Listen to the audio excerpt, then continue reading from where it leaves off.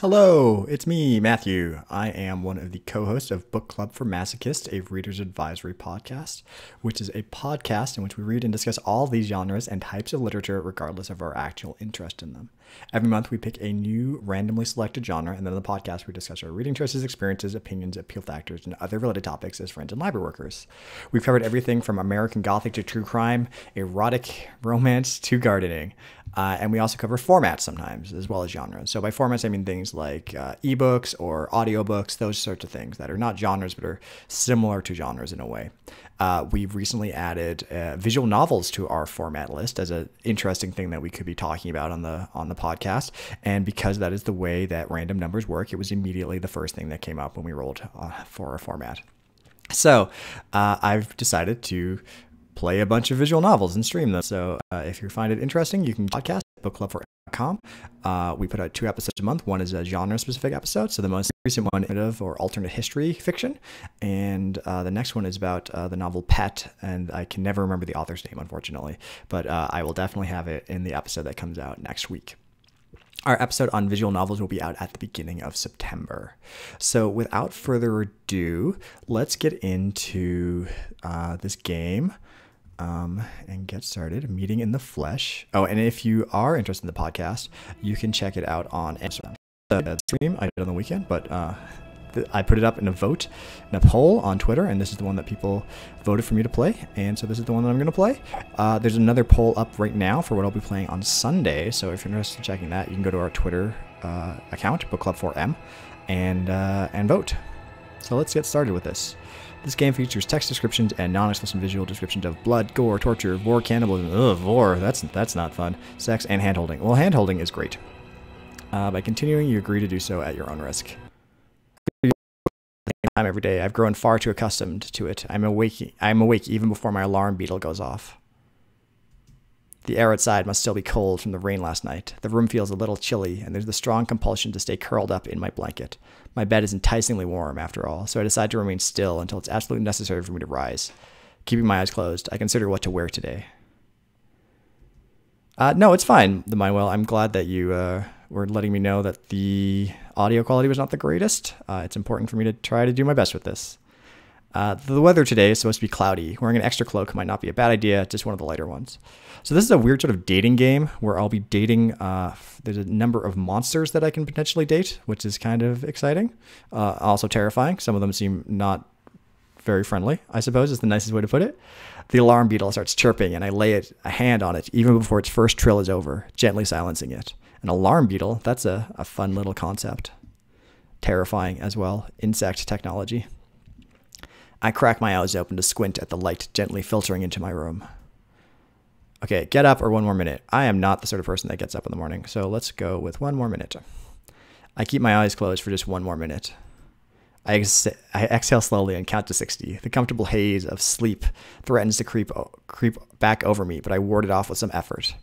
58, 59, 60. Let's go 1 more minute again. I'll stay here for 1 more count of 60. It's not my usual style to be so lethargic in the mornings. It is definitely my usual style to be this lethargic in the morning. But once in a while is forgivable. 58, 59, 60. Oh, can I just do this forever? I want to stay in bed longer, but I know I shouldn't. With some reluctance, I roll over and gently rub at my face, avoiding raw patches of flesh. Ugh, time to get up. All right, let's get going. I crawl out of bed and begin my usual morning routine. It's become such a deeply ingrained habit that I hardly need to think about what I'm doing. My room looks really terrifying. What is happening to that chest of drawers? Is it covered in goo? Ooze?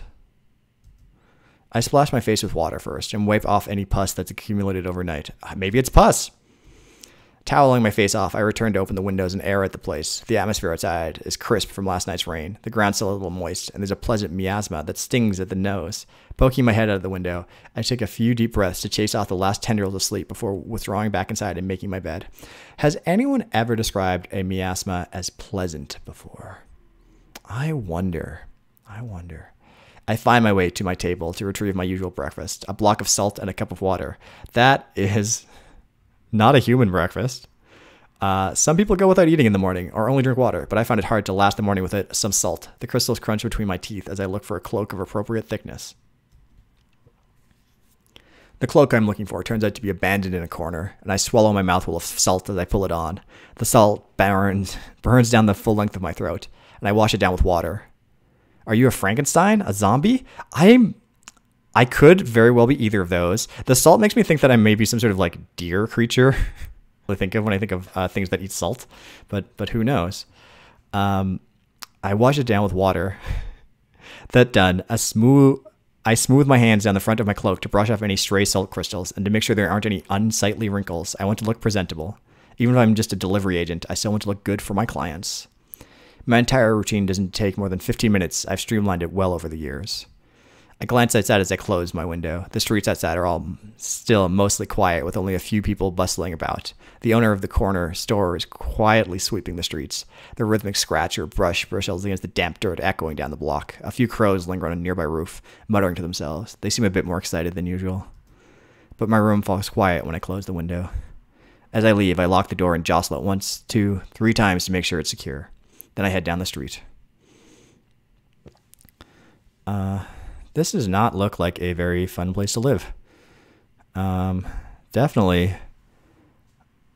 I don't know how many vehicles are going to be using the streets if they're covered in stuff like that. And these buildings definitely look like they're like have things growing on them or melting. I don't know. The crows smile below at me when I walk past them, and I glance. They remember, so it's best to stay on their good side if possible. That is very true. I have a friend who gives presents to crows, and they feed crows, and the crows bring them presents, such as like shiny pieces of metal and stuff like that. It's very cute. Past them, the sky is a deeper green than it usually is. I squint and shield my eyes as I look up at the suns. That's right. I'd forgotten. The eclipse is in 2 days. An eclipse in a double sun world. I wonder what that's like. The primary sun looms largest overhead, but its smaller brothers don't lag. At least 3 suns lag far behind, the 3 forming a lopsided triangle. The moon lingers lower down, closer to the horizon like a pale paper cutout light against the sky. It's normal for them to be scattered like this, but in 2 days, for just a few moments, they'll all align. The 3 suns all overlapping at one point in the sky, blocked from our view by one of our 2 moons. An absolute solar eclipse of the heart.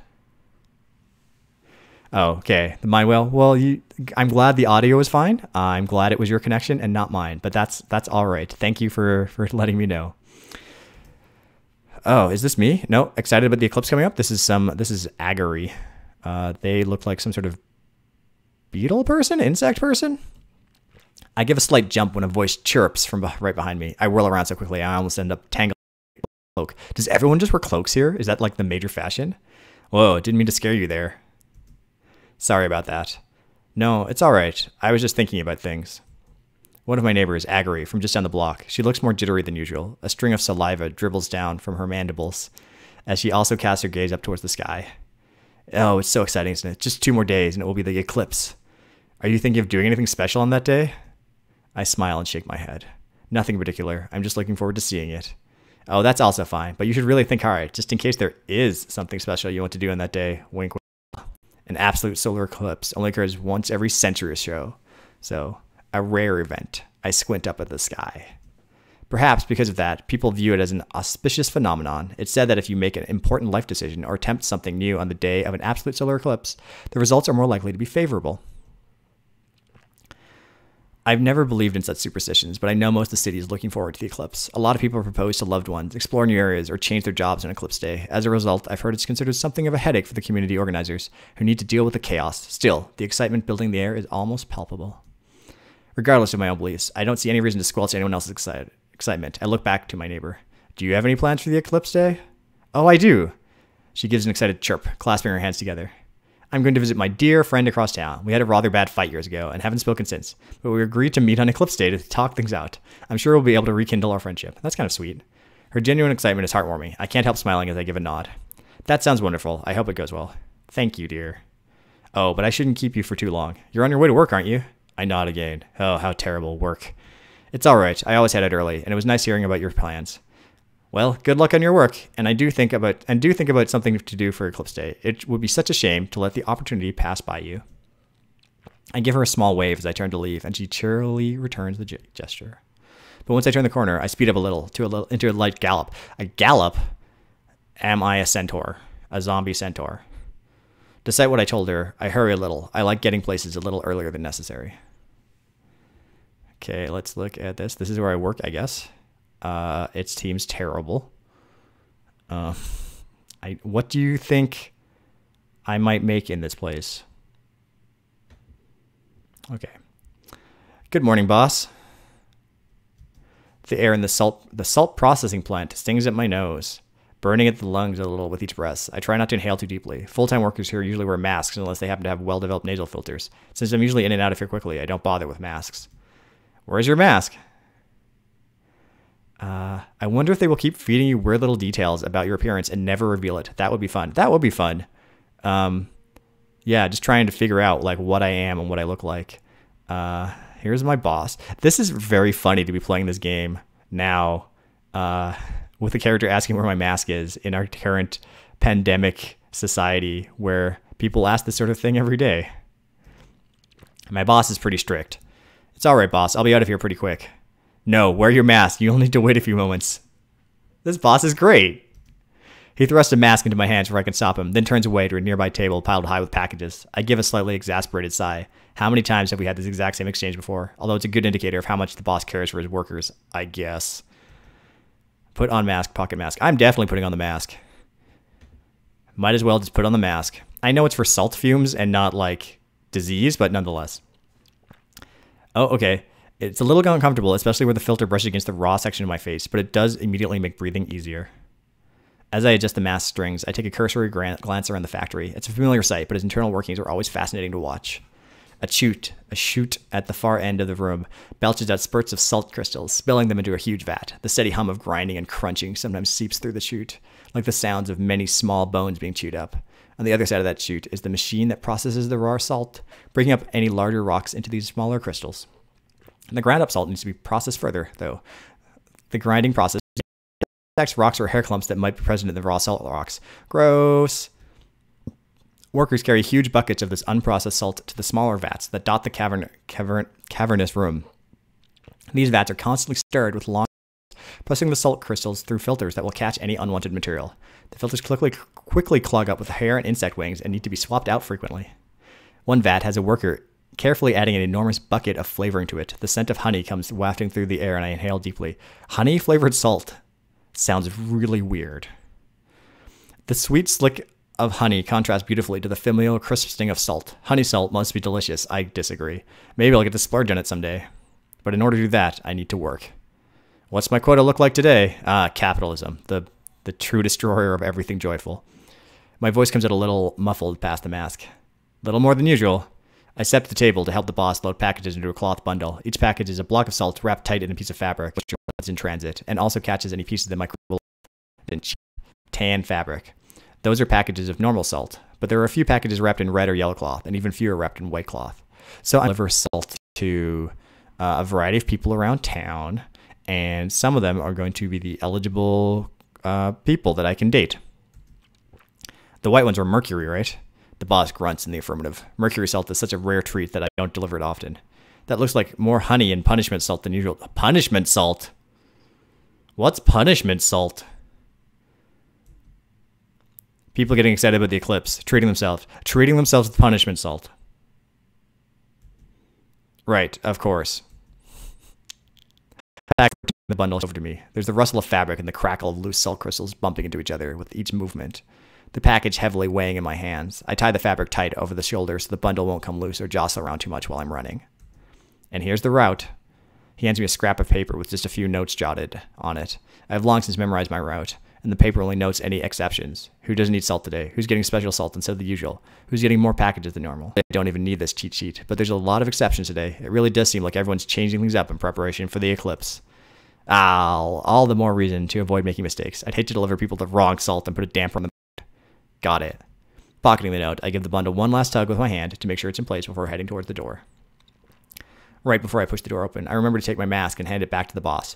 He gives a snort as he's waving a hand to me out, and as the heavy door lumbers shut, I hear him call out gruffly, "Take care." Just a tiny sliver of the plant's interior is visible past the closing door, and I give him a wave of the hand before turning back towards the street. So I have hands and not like claws. Time to begin my route. For several years now, though I was uncertain when an acquaintance first suggested the job to me. I've really warmed to it since then. The workload is consistent and predictable. My boss is nice, if a little gruff, and the neighborhoods I deliver to are full of friendly people. Hey, starting your route for today? So it's a crocodile person with hair. Yep, have a good morning. You too. What's this one a picture of? Oh, is this me? My hindclaws dig a little deeper into the ground, kicking up small clumps of dirt with each step. I quickly fall into a comfortable galloping gait as I take a hard left toward the salt processing plant and start heading down the street. Huge slabs of buildings loom overhead on both sides. This block doesn't have many residents, as it's mostly factories. I pass by those quickly. No deliveries to make yet. Yeah, the mind whale, it is indeed me. But I do have one delivery to make at the corner up ahead. The building at the very end of the block is smaller. Its outer walls off-white instead of a murky beige. It's not very tall either, but it does have an awesome structure sprouting from its top. A giant tower clawing the sky, made of bone and coated with smooth flesh. Well, awesome doesn't mean good, necessarily. It's just awe-inspiring. I guess I would be awed by this thing and terrified. An enormous pair of antennae protrude from the tip of the tower. Their chitinous shell is gleaming faintly in the sunlight. They whip back and forth at random intervals, as if raking through the air. The numerous eyeballs at the antenna's base also blink frequently, their irises swiveling about to survey their surroundings. One of them whirls around to look me over when I approach, and I give it a small wave. Okay. Is this an eyeball? These are eyeballs? Maybe? I don't know. Maybe that's not the right building. The front entrance of the building has a small sign carved into it. Community Overlook Center. I open the door and enter. Okay, what is in this room? A horrible eye thing, a filing cabinet, a desk lamp, a coffee cup. The office interior is much cozier and the air clean and warm. We have different definitions of cozy, evidently. There are a few desks littered with papers, workers busily reading over their contents and filling out other forms. This place always looks busy when I come by. Never hectic, though. Despite the steady bustle of productivity, things always seem in control. Not that I know these workers very well. I do wave to a vaguely familiar face, but I head straight to the far corner where the tower control pod sits. The pod's nerves crawl up the walls like a giant spiderweb, thick cables of flesh burrowing into the smooth rock surface. The pod itself is a giant oblong shape, coated in flesh and pulsing gently. The eyeballs embedded in its surface flicker about more languidly, a few of them fixing on me as I approach, though they close wetly after a few moments of staring. They probably don't want to get squished when the pod opens. There's a loud squelch of fluid slick flesh when the pod splits open at its center, its two halves neatly sliding apart like a beetle's carapace. A wall of hot, damp air bursts outward as the pod opens. What's in the pod? What's in the pod? His arms. Fluid comes sloughing off in sheets, spilling back into the pod's interior as he rises to his feet. There's two wet plops of suction as he detaches the pod's nerve cables attached to his temples. Hi, Yistel? Yistel towers over me when he straightens up to his full height, the bones of his feet clicking gracefully on the floor when he steps out of the pod. Oh, this guy. Good morning, Vil. He always talks gently, his voice low. It's a little hard making out what he's saying in the office, if the office is ever really busy, but it does make him sound very reassuring, especially when he smiles a little. Is he smiling in this picture? Diligent as ever, I see. Yestal leads the way to a table nearby. It's far enough from the pod that there isn't any danger of fluid or splashback, which is good. Salt doesn't hold up well in anything wet. Yeah, okay, yep. And I have a lot of salt to drop off here. My bundle's heavy from the day's worth of salt, and I'm looking forward to lightening it significantly. I started doing the fabric knot to put the bundle down on the table. How are things looking today? He gives a small sigh at that, just a warm puff of air that escapes past chitinous lips. I haven't spotted any real troublemakers, but there's certainly a buzz in the air. There does seem to be a little crowd congregating just north of here, so I might have to send someone to check it out later. Hopefully it's just a friendly gathering so I can leave it be, but I hate to have to get anyone in trouble just before the eclipse. Suggest action, nod sympathetically, agree with leniency. Agree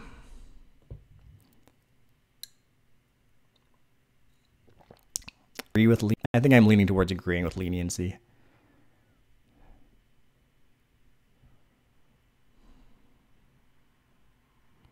Let's go with it. Yistel's probably right, and a little we wait doesn't hurt. I did notice a lot of people talking up in the it's probably just a group excited for the eclipse, right? I'm glad you think so too. It's like I'd like to believe most people are just getting jittery. Yistel's job seems busy at the times, and I can imagine it only grows more difficult during times of excitement, like around the eclipse. There aren't very many people who can handle the pressure of being the town's overlook, especially since the overlook pod is apparently a strain to operate. But Yistel's been loved by everyone since he took the job.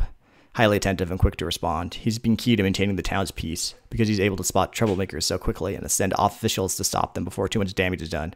It's done a lot to discourage crime. So he's a cop. That, on top of being an all-around nice guy, sure. The fabric finally comes undone, and I settle in on the table before digging through my pocket for the note. All right, it says here that you need 24 packets of salt today. Yep, 24. Yistel doesn't eat the 24 packets of salt for himself, of course.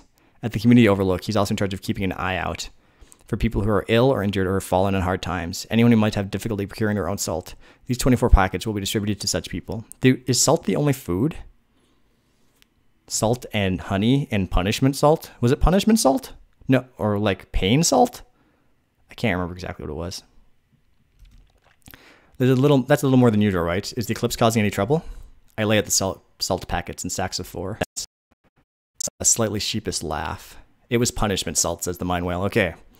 The only way I can imagine it is like salt.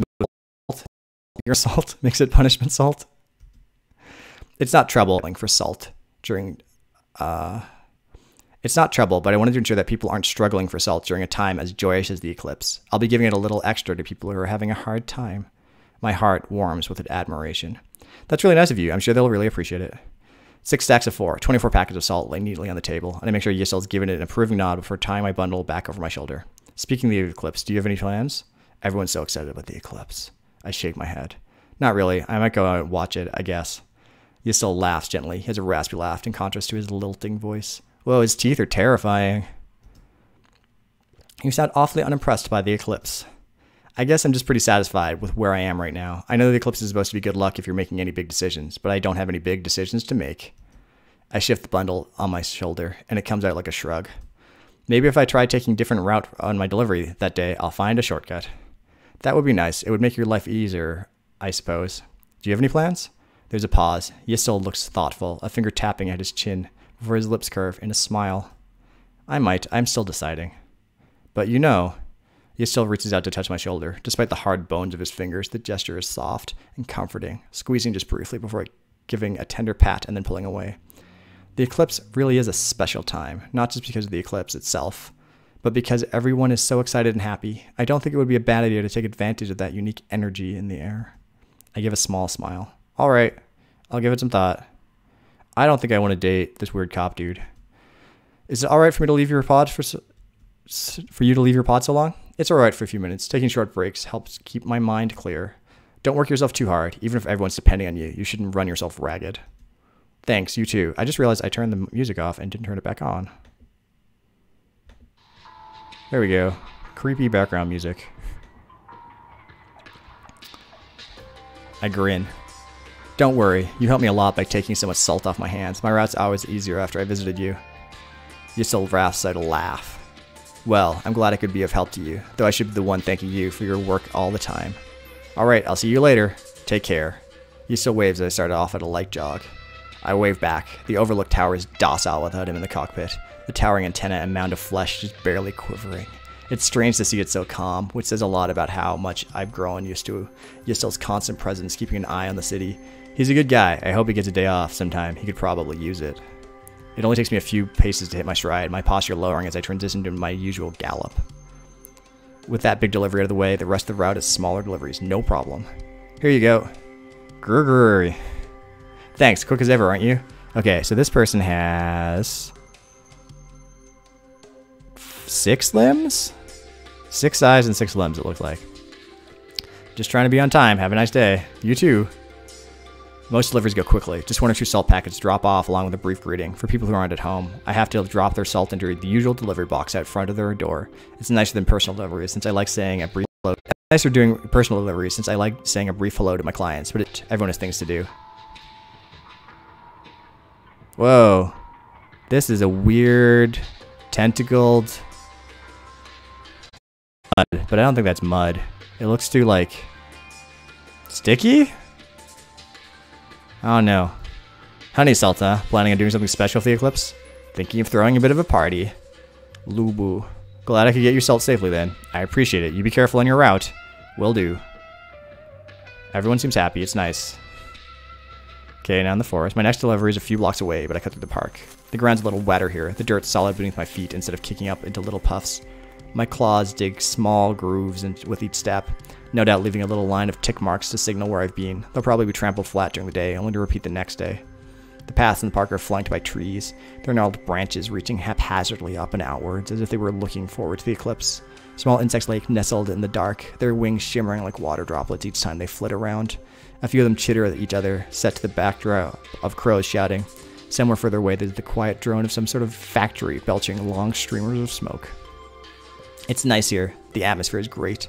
I really like getting to cut through the park. I'm so distracted that I don't hear the sound of footsteps approaching. Rapidly. Vil! Oh, it's a wolf dude. A boisterous pillar of fur and energy comes bursting out of the foliage directly to my right. I jump almost 2 feet in the air. Hey, Vil! Bratan stinks of sweat and dirt. His fur is matted dark in spots, plastered out in strange directions with dried fluids, and there's a glob of something fleshy stuck in it to his jaw. Hey, Bratan, been out all night? Yeah, just as I suspected. We were exploring out westward since we smelled a lot of salt. Haven't found anything yet, though. I'm sure you'll find it soon. You guys are good at your jobs. Bratan beams at me, tail wagging side to side and knocking around some innocent sapling with branches. Bratan works as a salt scout. A salt scout? Salt scouts search the flesh fields outside the city in search of raw salt pools. These pools are where we harvest the raw salt for processing at the plant, then distributing out to people, an important job.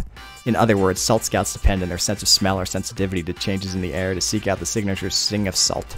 So apparently, many of them don't mind working during the night when visibility is poor. It's not unusual to see a salt scout heading home in the morning, dirty from a long night of exploring. Anyway, even after a night of what must have been exhausting work, Bratan talks in a boisterous growl. I thought I smelled you with salt, so I figured I'd catch you now. If I pick up my salt from you here, it'll make your route easier, right? A smile tugs at my face. Bratan looks terribly proud of this innovative thought. Say it helps a lot. Say it's a good thing you didn't miss each other. Say you wouldn't want Bratan to wear himself out. I'm feeling pretty lazy. It helps a lot. There's no way I can squelch that sort of enthusiasm. My route takes me past Bratan's house anyway, but I won't tell him that. Bratan gives a wide smile, showing off every single one of his sharp teeth. No problem. It's awfully endearing. Well, let me check what your delivery for today is. Just the usual.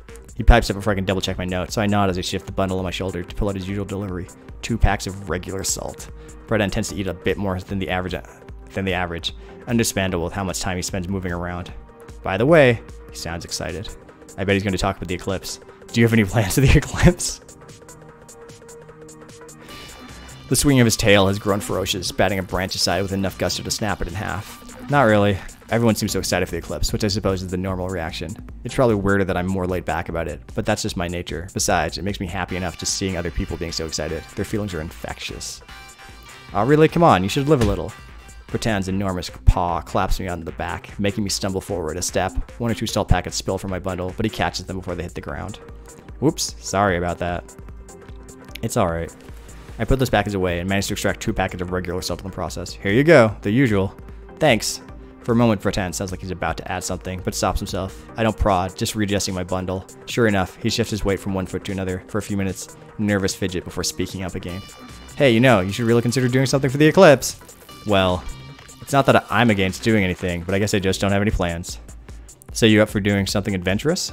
Bratan blurts that out loudly enough to startle off a crow overhead, and I can't help being curious. Maybe? Cool. There's a pause before he hurries to add. Not that I have anything planned or anything, I was just asking. But you never know what might come up, is what I'm saying. I have to fight back a grin. Bratan isn't good at being subtle. I guess you're right. Knowing Bratan, maybe he'll teach me about some hidden location to view the eclipse from. He knows this area like the back of his hand, thanks to his job. The shortcut through the park is also something he taught me about, so I'd actually be pretty happy if he taught me about a strange new location to visit during the eclipse. That might be a nice change of pace. Anyway, I'll let you get back to your job. Bratan's stifling a yawn as he says that. Even his endless energy must be running low after working all night. Sure, get some rest. Will do. There's no warning before Bratan leans in to lick my face. Ew! Boundaries! his tongue dragging all the way up from my chin to my brow and leaving a sticky trail of drool in his wake, a very moist sign of affection. That is gross. I am not cool with this, Brattan. Do good in your job. And with that, Brattan's on his way. I wave as he makes his exit, crashing his way through some defenseless bushes and leaving a trail of trampled ground in his wake. He waves back as he turns a corner, around a prickly bush up ahead, then vanishes. It's only then that I raise my hand to my face, considering wiping on my face. And I'm just leaving it be. It's not a big deal. Yes, it is. My face gets chapped from running against the wind all day. The sheen of spit soothes the raw skin a little bit. Bro, like, maybe I should be wearing a mask all the time. So after one last check of my bundle to make sure it's secure, I turn my attention back to the path through the park. Time to get back to work. Okay, back to the street. This guy has 4 eyes, weird teeth, no hair. Looks like 5 fingers, but the fingers look very strange. Also, weird clothing. Okay. Giving the salt to them. You're always right on time. I really appreciate it. It's nice to get my salt directly from you. I understand. You're such a good kid. Take care, alright? Will do. The route grows easier towards the end of the day as my bundle grows ever lighter. I have to stop to tie it tighter over my shoulder, making sure the excess fabric doesn't billow and flap around. The deliveries go smoothly. Everyone seems to be in a pretty good mood, and one client gives me a cup of water to keep me going. Oh my gosh, an entire cup of water. Freak. Though I don't need the water, it's still a nice energy boost, and I thank her for it before continuing on my way. One block is 5 houses in a row that need deliveries. One house is occupied, and I get to hand the salt to my client directly. But the other 4 are empty, so I leave the salt in their boxes. Maybe they're off to work, or maybe they're making preparation for the eclipse. Hopefully I can say hi to them tomorrow. That block done, I trot to the end of the street, to the corner, but the sound of screaming catches my attention. Looking up, I catch sight of a small crowd a few blocks down. It takes me a moment to realize. I just didn't realize what it is. A punishment salt bath.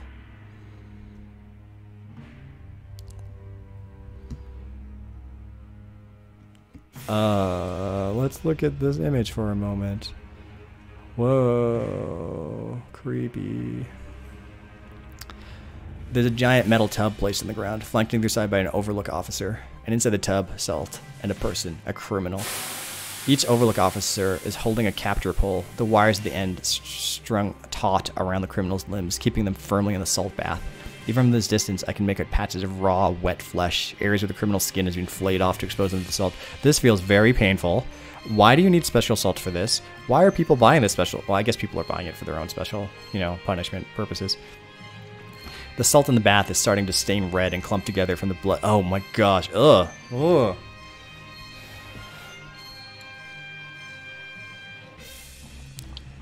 They serve a dual function.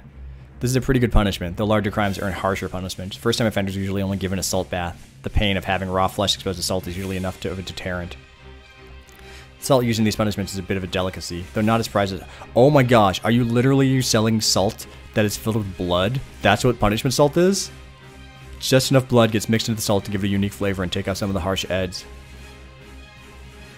Oh, yowza. I'll probably be seeing a bunch of punishment salt delivered tomorrow. Maybe I'll claim a package or two myself. Everyone's talking about the eclipse after all. That's gross. I'm getting back to work. I don't want to watch the salt screaming, the salt punishment. Back to work. As interesting as it is, I think it would be best to get back to work. I turn my attention back to the streets ahead. The officers are grunting. There were gore and cannibalism content warnings, but still, yuck. Yeah, I wasn't sure if they would be like optional or not optional. I guess not optional, or I guess the option is, do I play the game or not? I turn my attention. Also, I will note that there is an R-rated version and a PG-13 rated version of this game, and we're playing the PG-13 version, so I don't know what the R-rated version might be like. I don't know if I want to know what the R-rated version is going to be like. I turn my attention back to the streets ahead, the officer grunting something to the criminal, but I ignore it. Even the smell of blood and salt in the air is tantalizing. I'm still on the job, so I shouldn't lose focus. I've managed to drag my thoughts away from that salt bath by the time I've reached the end of the block. I'm at the tail end of my route, and with almost nothing left in my bundle, each step feels right. I drop 2 salt boxes into a delivery box before rounding the corner. Immediately, there's a unique sweetness in the air. Without thinking, I raise my head to inhale deeply. Even if I'm familiar with the smell, it's enticing. One can't help but breathe in deeper inhales around this area. There's always a few people ordering around. Up ahead is the bee store. The bee store! I want a bee! Oh, they're so cute and fuzzy and giant. The small bone chime above the door rattles as I enter. Oops. Close menu. The cages beside me, before me, buzz in response. The air inside the store is already dizzyingly sweet, but the heady scent intensifies for a moment, and I utterly lose my train of thought. Standing before the entrance, I just focus on taking in 1, 2, 3 deep breaths, each lungful making me feel more languid. Yarg. You're here, huh? I believe this is the third and final of the potential people I can date in this game. People? Is this a people? I don't know if this is a people. Its gruff voice sounding from further inside the store that snaps me back to attention. Which mouth do you think it talks from? Or does it talk from all of them at the same time? Or just in turn? I don't know. Hey, Nyarg. I have your salt. Nyarg stands between 2 tall rows of cages, making notes on a scrap of paper, probably taking notes on the condition of his bees. As I make my way down the aisle, the cages around me buzz happily. Oh, I'm glad the bees are happy. I was worried that they might be in cages that are too small. Some are shy and turn away as I walk by, but others are more personable and bumble up to the front of the cage to poke their antenna through the bars and wiggle at me. Yay! One cage contained a particularly fluffy bee that waggles its abdomen at me as I approach. I've helped bathe this one before, so it's familiar with me. When I pause to poke my fingers through the bars of the cage, it toddles closer and ducks its head so I can rub the area behind its head, right where the bristly fur starts to sprout. I pat it a few times, rubbing my fingers in short strokes, and it hums happily in response. Flicking its wings, honey dribbles from its mandibles, leaving damp yellow spots on the padding in the cage. Hey, you're not supposed to be wasting honey like that. Can you imagine if there were like cat-sized bees you could have as pets? That would be very terrifying and cute at the same time is perhaps the best way to put it. I don't know. Don't blame my D for that. You're the one who made her drool. Nyarg must have finished taking his notes because he's made his way down the aisle towards me. The bulk of his body towers over me, leaning over to peer into the cage where the bee is rubbing its mandibles. My girls have had to work hard these days. You shouldn't agitate them. How does Nyarg support themselves? Like, physically? Like, are those tendrils enough to support it, or does it just float and they hang down? You're fine, just don't excite them too much. Oh, wow, even more mouths that are terrifying. The bee continues to wash its face off, antenna flicking periodically. Because of the eclipse, huh? Yeah, not surprising. Bees are highly prized for their honey. Everyone loves honey salt after all. Nyarg's store sells both bees and honey. Bees are expensive, both to buy and to care for, so not many people can afford to buy one. But saving up to buy some honey for special occasions is much more doable. Maybe I can do that, actually, since I don't have any other plans to the eclipse. Hey, Nyarg. Do you have any plans to the eclipse? No. Also, not surprising. Nyarg is the type of guy, the type who largely keeps to himself. But I suppose the eclipse could be nice to watch. Right? I'm thinking the same thing. Maybe just take a relaxing break, watching it happen. Sounds ideal. Think I should buy some honey for the occasion? I do have a few bottles left for today. Say you're considering buying some, ask to put a bottle on hold, jokingly ask if you can work it for a discount. Jokingly ask if you can work for a discount. The sort of thing that is funny if you're not working in the store, but is probably just very annoying to Nyarg.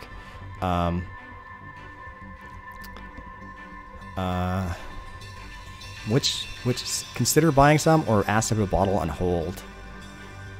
Which one do I guess?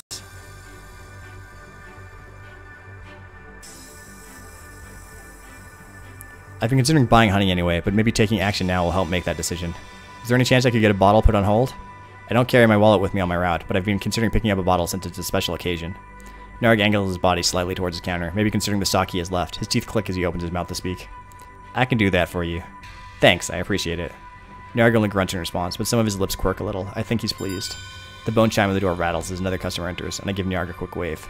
Better go. I give a wave too. They buzz back at me. The sweet scent of honey in the air intensifying in the moment.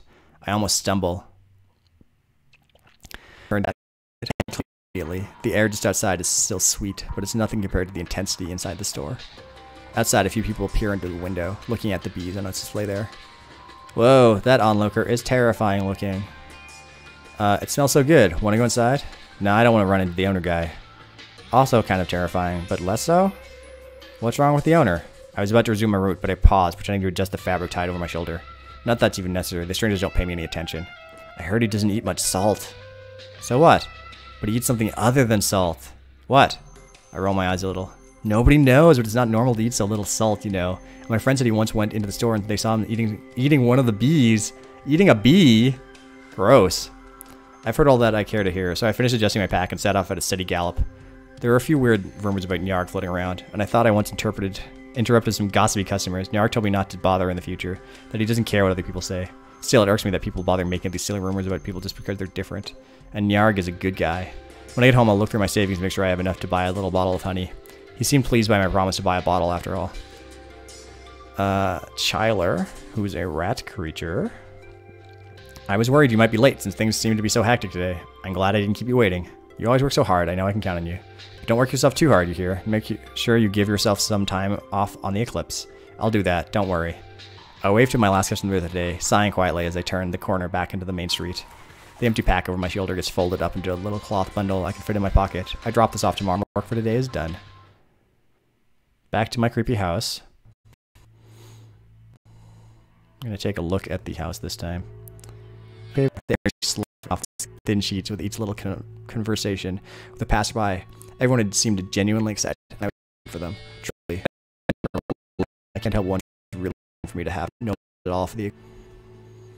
I open the window and lean out as I chew on a block of salt, feeling each bite sting at my gums. Outside, the two moons glow past a gossamer curtain of clouds. They infuse the night sky with a gentle light, warding off the complete darkness, and I bask in the cold light as I reflect on the day's events. All my customers had such different expectations. It sounded like you still had something in mind. Same for Bretan. I guess Nyarg doesn't have any plans, but he has to work hard leading up to the eclipse. I finish my salt, dusting my hands off, looking and close the door. The window as I retreat back to my room. Well, I guess it's kind of late to be making any big decisions anyway. The belief that the eclipse will herald anything good is just superstition. It's a little early to be sleeping, but the day's been weirdly exhausting, and I can feel sleep rolling in like a blanket of fog, steadily clouding through my head. As I sink back into my bed and stare at the ceiling, I idly consider tomorrow's route. Guess I'll be pretty busy tomorrow, too. Though I start going over tomorrow's route in my head, I can feel my thoughts rapidly clouding over. I just deal with things as they happen, I guess. My eyes open automatically in the morning. I slept well. I usually sleep well. Running all day didn't do that to you. I resist the urge to roll over and bury my face back in my pillow, settling for closing my eyes until the alarm beetle starts chirping. The moment that familiar noise starts buzzing from the bedside table, I'm up on my feet, stroking its wings to quiet it. As I walk around my room, munching on my salt. So weird. I glance outside where the skies are warm with sunlight. It's still early, but I can already hear the sounds of faint chatter floating through the windows. People aren't usually up and about at this time of day. I peek out of the curtains as I lick the last crumbs of salt off my lips. I can spot a few people standing around, sweeping the streets or talking amongst themselves, probably discussing the eclipse. I hurry a little as I wash my hands off and prepare to leave the house. I don't set my alarm for today any earlier than usual, but maybe I should have. I get the feeling today is going to be a busy day. Good morning. Okay, this person again. Okay, it's going to be hectic. Have a safe day. Yes, I rush past them. Strange electricity in the air. A few blocks in the street, I can see a group of people huddled together, heads gathered. They look like they're discussing something very important. Their hands and claws quiver with excitement. I take a right turn into the alleyway before I reach them so I won't disrupt them by running through the group. No doubt this is an important moment for them, but I do pick up the pace into a light trot. My boss might be bad if I'm late today, of all days. You there. Sorry if I'm late, boss. You're not. Lucky for you. He sounds tense, perhaps understandably. The plant feels busier than usual, with more people bustling around. He hasn't even told me to wear my mask yet, so I do it on my own.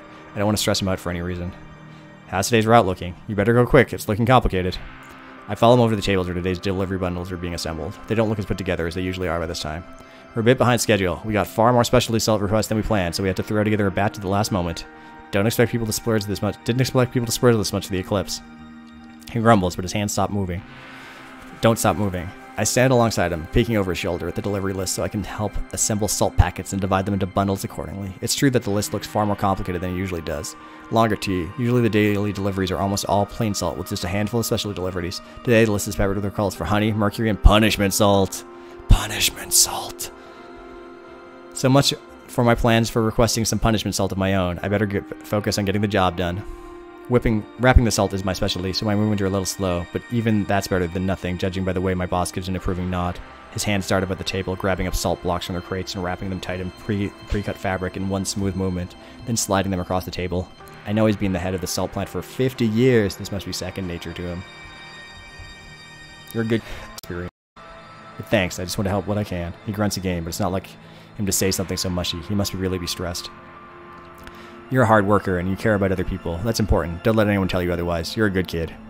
I can't fight back a grin at that. Thanks, boss. My boss wraps salt at a ferocious rate, swiftly adding to the pile. But regardless of our addition to the worker line, we're a bit behind schedule by the time he hands over the bundle and route notes. It's peppered with ticks and checks which house new specialty salt. Don't give everyone the wrong order. I tie the bundle over my shoulder and turn towards the door. Okay, get going. It's necessary to start my route at a brisk walk to keep my legs from cramping up later on, but I ramp up pretty quickly into a trot, then a light gallop. I do need to pace myself to avoid tiring myself early on, though. Today is going to be a bit exhausting for sure, but the thought of getting everyone their special salt to celebrate the upcoming eclipse keeps me going. I hope a lot of people are going to be happy. Okay to the insect person. I think most people can immediately tell that I'm in a bit of a rush. I feel bad not stopping to chat with people, but it can't be helped today. Even with the fast clip I'm moving at, I feel my feet slip a little as I round a corner too quickly, and I have to dig my claws into the ground to keep from falling over. At least I'll be able to unload a good deal of my cargo at Yistel's office. Okay, office is busier than usual. The eyeballs in the spire side swiveling around frantically as I walked up. Yistel disengages from the pod and strides over to me. He looks tired, despite the lack of fluids. His exoskeleton is slightly lacking its usual luster, and he blinks more often. Good morning. I'll be fine, thanks. It's just a bit busy. There were a few incidents last night, so I had to stay up to take care of them. He talks as he leads the way through the side table where I can set it today's salt delivery. I have to admit, even if I knew the eclipse would be hectic, I don't expect things to ramp up so quickly. His narrow chest rises, then slowly sinks back as he looks towards his open pod. Without a controller, the pod lies dormant, its eyes closed and folds of flesh quivering to a stop. Is everyone excited to make big, life-changing decisions during the eclipse? But with the excitement comes a lack of judgment in some people, so there's more trouble in general. The previous overlook did warn me that eclipse would be hard, but I might have underestimated a little. I give a sympathetic nod as I quickly undo the fabric of my delivery pack so I can line up the salt packets. Today's list of delivery notes is longer than usual, the paper unfolding into a long sheet when I pull it out of my pocket, and I look over carefully as I begin counting out salt packets. This is your first eclipse, right? Right. At least I had plenty of time to get used to the job before it came around. I heard my predecessor was barely a decade into the job before his first eclipse. I can only imagine how hard that must have been. Oh yes, he never stopped telling me how difficult that was. Yistel's fingers are long and delicate as he double checks my counting, making sure that the right number of each type of salt. Tan for normal, white for mercury, yellow for honey, red for punishment. The office doesn't usually get a wide variety of salts, but the eclipse merits some splurging, I guess. I thought everyone deserved a little extra something for the eclipse. He runs his fingers through the stacks of salt packets. It's an awfully special time, so I put a little effort in and found the funds for some specialty salt. They'll go to people who've been having hard times, as a sort of good luck charm. I'm sure they'll appreciate it. He blinks before smiling back. His teeth are very white. I think so. I'd like to help as many people as possible to make this eclipse safe and enjoyable for as many people as possible. Blah, blah, blah. He does so much for the community by, like, telling who gets put into the punishment baths. Okay, people peaceful, so don't worry too much as long as you do your best. I'm sure that's plenty. His hair rustles. I'm rooting for you, right? So let me know if there's anything I can do for you. I should head off then. Wouldn't want to eat too much of your time. I double check to make sure I've set out all the salt. So I pick up my pack to tie it back over my shoulder, but as I'm tying the knot, Yistel suddenly draws a little closer, just one pace away from me. He's tall enough that I have to raise my head a little to look into his eyes. He's looking down. Vil, yes. I know you're busy with your route, but is it possible? Could you spare a few more minutes to speak with me? There's an unusual gravity to his voice. He's usually light and airy. Everything about him feels unobtrusive and soft. But right now, there's a clear point to his face is relaxed. I can tell from his tension of his shoulders and the way he holds himself that he is serious. I can't help casting a brief glance towards the door, though. My schedule's still pretty busy, and I can't spare much extra time, especially since I can try to a little ahead of schedule in case I hit any roadblocks. But still, I get the sense of this. Well, okay, something special. I should speak with him. What should I do? I am not going to talk to him. Apologize and get going. It's too bad, but I don't want to risk delaying anyone's delivery.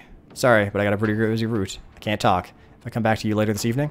Yistel's expression remains a perfect picture of calm. For a moment, I think I see his eyelids lower, his gaze flickering off to the side, but any trace of discomfort dissipates. Maybe it's just a trick of the light. No, it's all right. He smiles. It wasn't anything important, and you should rest up after your route. You do run an awful lot. You don't have to do anything to apologize for. I finish tying my bundle back together and straighten up, adjusting the way its weight sits on my back. Okay, and then I head off. I don't want to date this creepy dude. Are they all creepy dudes? They're all creepy dudes. Okay, so I'm getting back up running. The eyeballs on it have already started to blink into action, weeping a few tears to moisturize themselves before casting about quickly. No doubt seeking out troublemakers to put a halt to. I give the spire a wave of the arm right before I turn the corner, but I can't be sure if you still would see it. Okay, so I deliver to the crocodile person. I hurry with the next few deliveries. I should be able to stay ahead of schedule. Giving myself a few minutes of leeway is important in case I run into any trouble. Rowdy celebration on the ski. I skid as I round the corner, claws raking deep furrows in the dirt as I straighten back up without dropping my pierce. Okay. So I just slot the salt packets into the boxes and resume running. I say hi to them on another day. I'm going to run into the second guy, the wolf guy, whose name I can't remember. Are you going to go for the bee shop owner? I'm definitely going for the bee shop owner, the mind whale. Definitely. If my choice is weird cop dude, wolf that licks me without permission, or bee owner, I'm going to go for bee shop owner. I don't know if I'll get to that far, though. We'll see. I think of other shortcuts I can take without skipping any stops on my route. I don't hear the sound of approaching footsteps the instant I step into the park. And I certainly don't expect a hefty bundle of fur and fancy conversing. I definitely expected this to happen. So it's Breton. I don't manage to stop quickly enough. Neither does Breton. He collides squarely with me, knocking us both into the grass. He's waiting for me. I push him so he'll get off me. Not that this is a particularly terrible position. His fur is soft and clean today. He must have taken a shower after last night's exploring, and his body is very worn. But he's still heavy, and getting pressed into the grass for too long might make dirt seep through my pack and taint the salt. You're on the route. I'll run with you. He's never done this before. Still, it's not like I mind the company, and Breton is in fantastic shape. Even as I run at a steady jog, he keeps up with me just by walking quickly. I found something really interesting last night, so that's why he's waiting for me. He must have been really excited. What was it? I'm not sure. Huh. But I'm doing my best to figure it out. Breton looks around before he continues speaking, like he's making sure no one else is around. Visibility is poor in the park anyway, so even if he's dropping, I'm not sure if he'd be able to spot them. Nonetheless, he looks satisfied that we're alone and continues. He's so excited that his voice is starting to get gravelly at the edges, like he's fighting back the urge to start barking. I think it's really important. I've never seen anything like it before, and I think it could change things. If it's what I think it might be, then this might be huge. It might go down in history as something incredible. Okay, what do you think this is? Do you think it is a really big pile of salt? Like, I can't think of what else it could possibly be. Really excited to figure out more about it. He's so enthusiastic. I can't help smiling. I don't know much about exploring, but I hope it's something great. You're always working really hard, and it'd be nice if people got a chance to really appreciate all the work you do. Breton beams. We jog along. By the way, did you put in an order for any salt today? He looks a little like he was startled out of his thought by that. His first puffed out a little larger than usual. Oh yeah, I did. Would you like it now? Sure. I slow to walk so I can fumble with my pack, carefully extracting one of the salt packs without dropping any of the others. Here you go. Do you have a few minutes to spare? I give him... It's my turn to be caught off guard. Still holding, I give him a curious look. I want to show you something. He's so excited, he's drooling slightly, a thin string of spittle hanging from his jaw.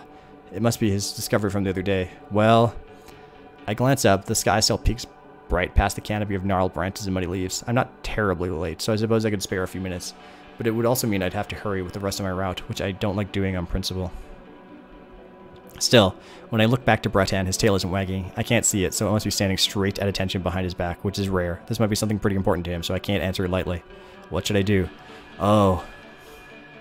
I'm tempted to see what this mystery thing is, but I don't care about Breton. Breton. I don't know how to pronounce his name properly. I'm gonna save. Close the menu.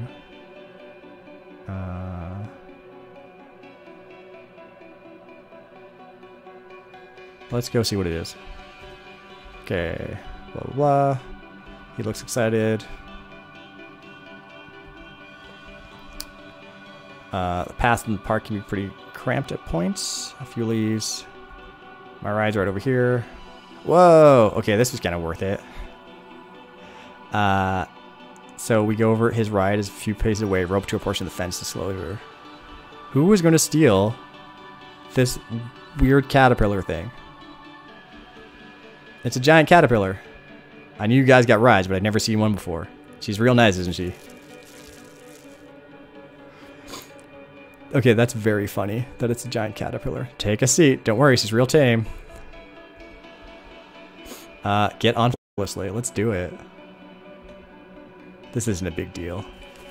I mimic Breton, sitting easily, slinging a leg over the caterpillar's back and resting my weight on her bulk. There's some give when I rest my weight down. Caterpillar's skin pliable and a little warm to touch. It feels a bit like sitting on a large, warm sack of sand.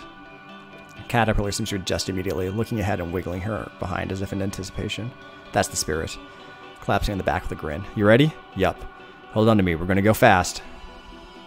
So we go to the sounding rate. It's very fast. Not that far off. I want to see what this is. Okay, we go to the flesh fields outside. Flesh fields? That's gross. Accidentally taking a deep breath, but end up coughing. Try not to breathe too deeply. Okay. Past a clump of scraggly hair poking out of the ground and circling around a pit brimming with liquefied fat. That's gross. Okay.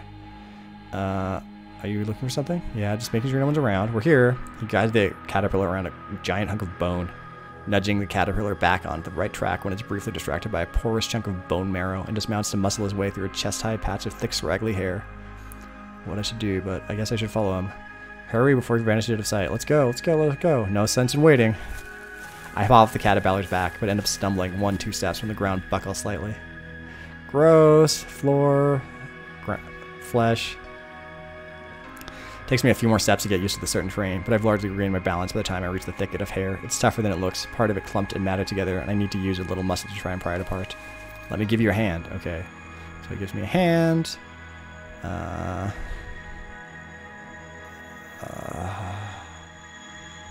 It's a giant hole. The flesh fields are dotted with holes, of course. Pores that gently open and close as the land breathes. Craters with visible pockets of flesh inside, or deep pits full of pus and grease. This one feels different. At first glance, the hole appears to hold a slice of the sky. It's only when the surrounding skin shifts from a slow exhale and the surface ripples that I realize it's a mirror slick of pool of fluids. Crouching down nearby, I squint down at the edges where the flecks of fluid have lapped up into the ground. It's a deep, rich red. There's a metallic smell to it, but it's not the rich stench of blood, more the smell of something foreign, something that sends shivers down my spine. It's not fear, though. I think it's anticipation. Anticipation. What is it? We're not sure. The pool's surface What do you... We found out we're looking for a new salt pool. Okay. That's so weird and kind of gross. Okay, well, I found out what the weird thing you wanted to show me is, and I didn't get to date the bee shop owner, but I think that's okay. I think I'm kind of, honestly, walking around in flesh and finding giant pools of blood and other fluids is just kind of gross to me right now, so I think I might just be done for the evening. I think this seems like an okay spot to stop. I might come back and either find out more about this pool of something or date the bee shop owner instead. But if not, I am streaming every day on Twitch, and they go up on YouTube as well. Our website address, where is it here? bookclubform.com. You can go and do that, and it has all of our podcasts, or you can search for Book Club for Masochists on any podcast app, or you can find us on Twitter or Instagram and Facebook, all at Book Club 4M. So thanks for checking this out, and I hope you have a great day. Thanks for joining me.